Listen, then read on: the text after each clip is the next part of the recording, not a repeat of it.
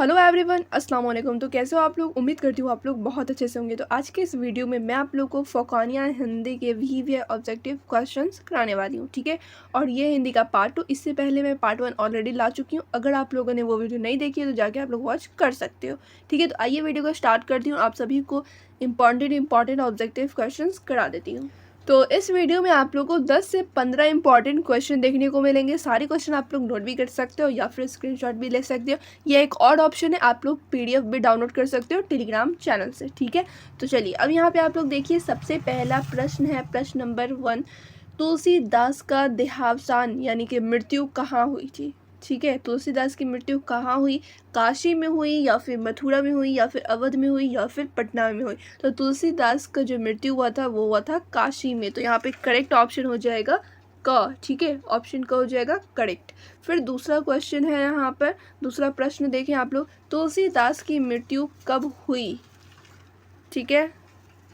तो ऑप्शन में देख सकते हैं 1620 में। ऊपर क्वेश्चन में क्या था कि कहाँ हुई, ठीक है। तुलसीदास की मृत्यु कहाँ हुई और इस क्वेश्चन में है कि कब हुई है। दोनों डेट आप लोगों को याद रखना है, कब हुई है और कौन सी जगह हुई है, दोनों चीज़, ठीक है। तो 1620 में हुई या फिर 1621 में हुई या फिर 1622 में हुई या फिर 1623 में हुई। तो यहाँ पे करेक्ट आंसर हो जाएगा 1623, ठीक है। तुलसीदास की मृत्यु 1623 में हुई, तो इसलिए ऑप्शन घ हो जाएगा करेक्ट, ठीक है। ऑप्शन डी हो गया करेक्ट। फिर देखिए तीसरा क्वेश्चन है यहाँ पर, राम लक्ष्मण परशुराम संवाद तुलसीदास के किस ग्रंथ से लिया गया है? तो किस ग्रंथ से लिया गया है? रामचरितमानस के बालकांड से लिया गया है या फिर कविता वाली से लिया गया है या फिर इनमें से कोई नहीं? एक और ऑप्शन दिए गए हैं, विनय पत्रिका से लिया गया है। तो यहाँ पे करेक्ट आंसर हो जाएगा रामचरितमानस के बालकांड से लिया गया है, यानी ऑप्शन क हो जाएगा करेक्ट, ठीक है। फिर देखिए नेक्स्ट क्वेश्चन है यहाँ पर, देव का जन्म कहाँ हुआ था, ठीक है।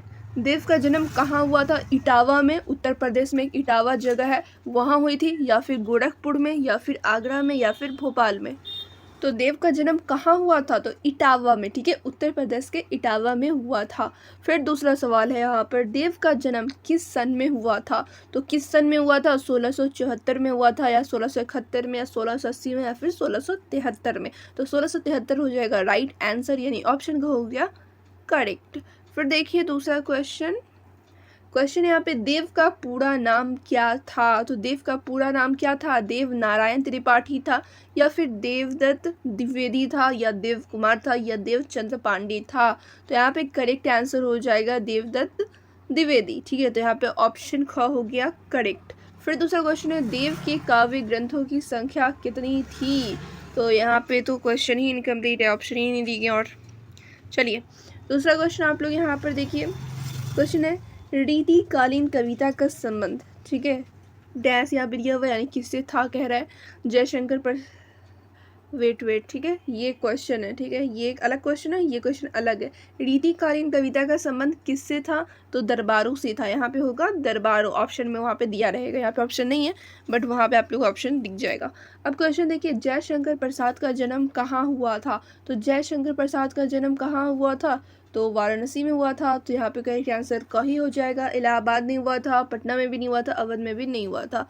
फिर देखिए दूसरा क्वेश्चन है, जयशंकर प्रसाद का जन्म किस सन में हुआ था? तो किस सन में हुआ था? तो 1887 में हुआ था, 88 में हुआ था, 79 में हुआ था या 90 में हुआ था?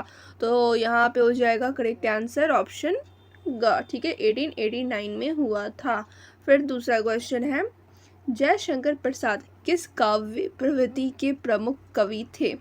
तो यहाँ पे आप लोग ऑप्शन देखिए, छायावादी, व्यंग्यवादी, श्रृंगारिक या फिर इनमें से कोई नहीं। तो यहाँ पे करेक्ट आंसर हो जाएगा ऑप्शन क, ठीक है, छायावादी।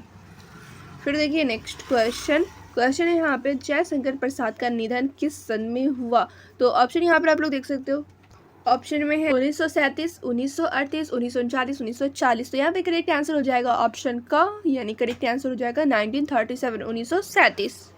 अभी एक दो क्वेश्चन और आप लोगों को देखने को मिलेगा। जैसे यहाँ पे आप लोग देखिए, एक और क्वेश्चन है, कामायनी किसके द्वारा रचित काव्य कृति है? तो नागार्जुन है, जयशंकर प्रसाद, सूर्यकांत त्रिपाठी निराला या फिर ऋतुराज? तो यहाँ पे करेक्ट आंसर हो जाएगा जयशंकर प्रसाद, ऑप्शन ख हो जाएगा करेक्ट। अब मैं यहाँ पे सारे ऑप्शन में टिक इसलिए नहीं लगा रही हूँ बिकॉज मुझे बहुत सारे कमेंट आ रहे थे कि सभी ऑप्शन में टिक नहीं लगाने को, डायरेक्ट जो करेक्ट आंसर है उसमें टिक लगाने कैसे मैं कंफ्यूज हो जाता हूँ। इस तरह से मुझे कमेंट आ रहा था, इसी वजह से मैं सभी ऑप्शन में टिक नहीं लगाऊंगी।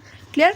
चलिए अब फिर देखिए दूसरा क्वेश्चन है, जयशंकर प्रसाद को मंगला प्रसाद पारितोषिक किस काव्य कृति के लिए दिया गया? तो ऑप्शन है यहाँ पे चित्राधार, झरना, लहर, कामायनी।